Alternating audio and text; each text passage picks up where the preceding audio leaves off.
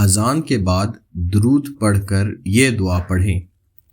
حضرت جابر بن عبداللہ رضی اللہ تعالیٰ عنہ سے روایت ہے کہ آپ صلی اللہ علیہ وآلہ وسلم نے فرمایا، جو شخص اذان سن کر یہ دعا پڑھے گا قیامت کے دن اس کے لیے میری شفاعت واجب ہوگی۔ بخاری 614، ترمذی۔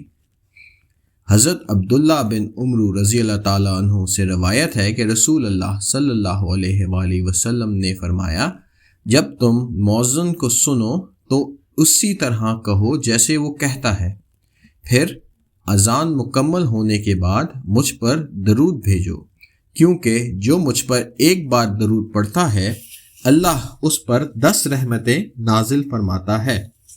پھر میرے لیے اللہ تعالیٰ سے وسیلے کی دعا کرو۔ وسیلہ جنت میں ایک مقام ہے جو اللہ اپنے بندوں میں سے صرف ایک کو عطا کریں گے۔ مجھے امید ہے وہ میں ہی ہوں گا، چنانچہ جس نے میرے لیے وسیلہ طلب کیا اس کے لیے میری شفاعت سفارش لازم ہوگی۔ مسلم 384، نسائی 679۔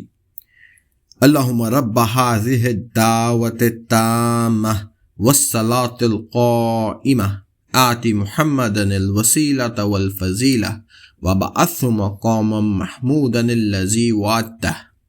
ترجمہ: اے اللہ، اس پوری پکار اذان کے رب اور قائم ہونے والی نماز کے رب محمد صلی اللہ علیہ وآلہ وسلم کو وسیلہ جو جنت کا ایک اعلیٰ درجہ ہے عطا فرما، اور ان کو فضیلت عطا فرما، اور ان کو مقام محمود پر پہنچا جس کا تو نے ان سے وعدہ فرمایا ہے۔